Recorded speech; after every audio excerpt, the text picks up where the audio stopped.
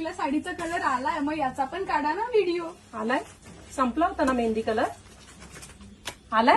हो ओ मग करावाच लागेल. चलो व्हिडिओ करेल. कुठे आहे? द्या चला. साडी नेसली की लागले माझ्या मागे. मेहंदी कलर कोणता? सुंदर असा मुगा सिल्क, माहेश्वरी, हे सगळं एकत्र केलं आणि कंटिन्यू रिस्टॉक होणारा हा मेहंदी कलर. हो हो हो, तुम्हा सर्वांच्या आवडीचाच सुरेख असा हा मुगा सिल्क माहेश्वरी. क्वांटिटी हिट झालं आपलं हे डिझाईन. वाव, रिच पल्लू, अंगावर चापून चोपून बसतो.